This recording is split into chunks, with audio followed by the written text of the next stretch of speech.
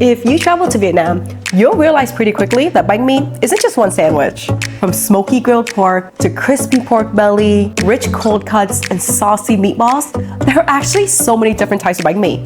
And today, I want to show you 5 of the most iconic that you can totally recreate at home. But here's the thing, what makes a really good banh mi isn't just the filling. It's the balance between the crispy bread, fresh herbs, pickles, and all the sauces. So before we get into the different versions, let me show you the foundation behind every good banh mi. Banh mi at its core is a game of contrasts. You got warm and cold, crunchy and soft, rich and fresh, all happening in one bite. And it all starts with really good bread. Many people assume Vietnamese bread is the same as French baguettes. And although that's where it probably got its start, they're actually quite different. Vietnamese bread has a thin, crackly crust and a very light and airy interior, while traditional French baguettes are typically denser and chewier. If you can't find Vietnamese bread, just look for Mexican rolls or supermarket baguettes that have a very thin crust. Then we have all the supporting ingredients that make a banh mi so special. First up is Vietnamese bơ or Vietnamese mayo. This is what's going to give the banh mi a lot of richness. You can easily make Vietnamese mayo at home, but in a pinch, I think QP mayo is also a great substitute. Pâté is something that we got from the French, and it also adds a really nice layer of savory depth. And although I think Vietnamese pâté works the best, a good charcuterie style pâté works well too. And perhaps another sauce that came over during French colonization as well is Maggi sauce. I think this gives banh mi a very distinct flavor profile. And here comes the fresh and crunchy elements. We have green onions, pickled carrots and daikon, cilantro, cucumber, and of course, some chilies. Together, these ingredients create the perfect balance of rich, tangy, fresh, and spicy flavors that makes banh mi so irresistible. So now that we have that out of the way, let's start with one of the most recognizable versions of banh mi, Thịt Nướng. Lemongrass grilled pork. This is one of the most popular versions of the Vietnamese sandwich. Here in the West, this is probably what comes to mind when you hear the words banh mi. The pork is marinated with ingredients like chicken bouillon, fish sauce, condensed milk, dark soy, lemongrass, and 5-spice powder, and then it's air fried until smoky and caramelized around the edges. So you end up with a really nice balance of sweet, savory, smoky, and slightly charred flavors all at once. To build it, cut your bread and leave a little bit of a hinge so it looks like a little book. Start with a layer of mayo and pâté inside your bread, then pile on the grilled pork while it's still warm. There's a lot of richness here from the pork, mayo, and pâté, so we need some freshness to balance it out. Add some thinly sliced green onions, pickled carrots and daikon for acidity and crunch, then sliced cucumber for freshness, and finish it off with a few sprigs of cilantro. Let's not forget our chilies and a splash of Maggi sauce. If you watch my Bún Thịt Nướng video, this is actually the exact same grilled pork recipe, just used completely differently here. And once everything comes together with the crispy bread, smoky pork, fresh herbs, and tangy pickles, this is honestly one of those sandwiches that's very hard to say no to. I mean, just look at it. Let's give it a try. It's savory, but also a little bit sweet, and it contrasts perfectly with all the vegetables. So if banh mi thịt nướng is smoky and grilled, this next one is more layered and rich. This one feels the most classic Vietnamese bakery to me. We got the OG, banh mi Thập. Thập basically means a mix of different things together. And unlike Thịt Nướng, where the grilled pork is the star, this version is more about layers of different flavors and textures working together. Start with a layer of mayo and pâté inside the bread. Then add a variety of different Vietnamese cold cuts.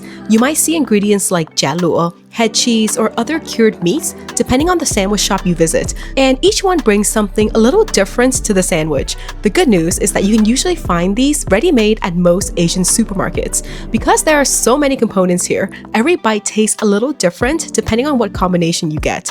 This version really shows the French and Vietnamese influence coming together in one sandwich. You've got the French-style baguette and pâté mixed with distinctly Vietnamese ingredients and flavor profiles.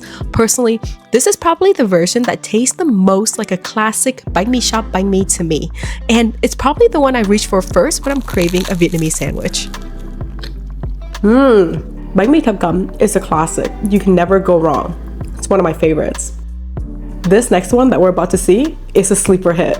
It's definitely getting the recognition that it deserves these days, but when I was growing up, it was mostly something mom throws together when we had too much leftover roasted pork. but trust me, you're gonna be obsessed with this one.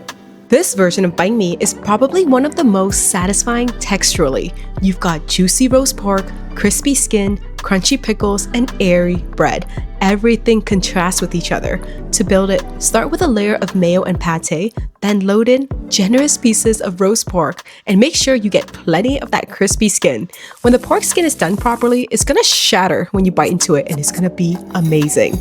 Drizzle a bit of our hoisin glaze on top, then add your green onions, pickled carrots and daikon, sliced cucumber, fresh cilantro, and a few chilies if you like a little bit of heat.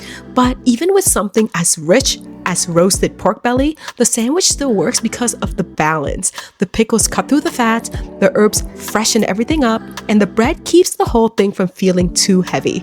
And honestly, this is probably one of the messier versions to eat, but let's be real, okay? Legitimately good food doesn't always need to look elegant.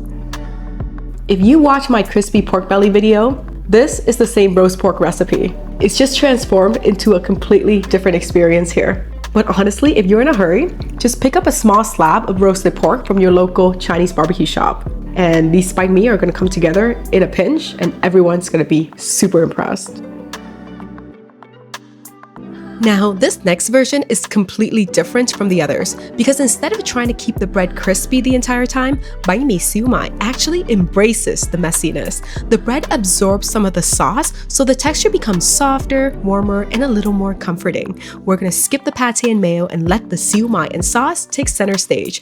Assemble the warm meatballs into the bread and use the back of a spoon to gently break them up if you want an even softer texture. Then add your green onions, sliced cucumber, and cilantro. Finally, spoon over plenty of that warm sauce and let it soak into the bread. This is what makes banh mi siu mai so comforting. This Vietnamese tomato sauce is different from marinara sauce. It's savory, a bit tangy, and it has the sweetness from all the Vietnamese aromatics like shallots and garlic. Now finish it off with some chilies and you've got yourself the perfect sandwich.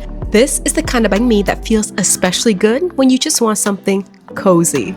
There's something so comforting about a sandwich that's just smothered in warm sauce and this nice soft meat.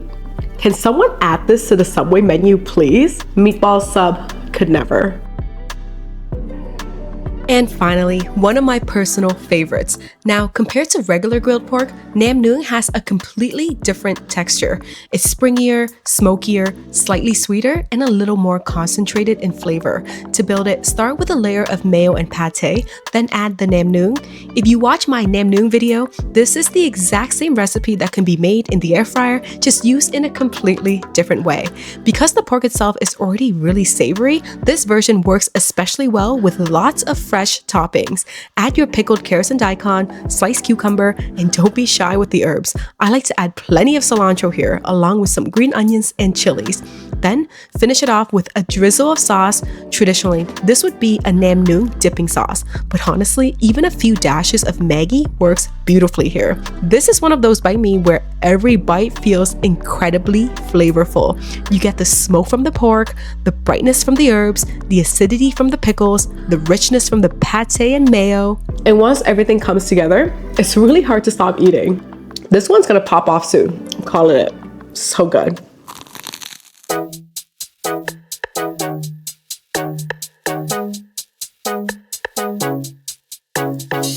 Well, there you have it.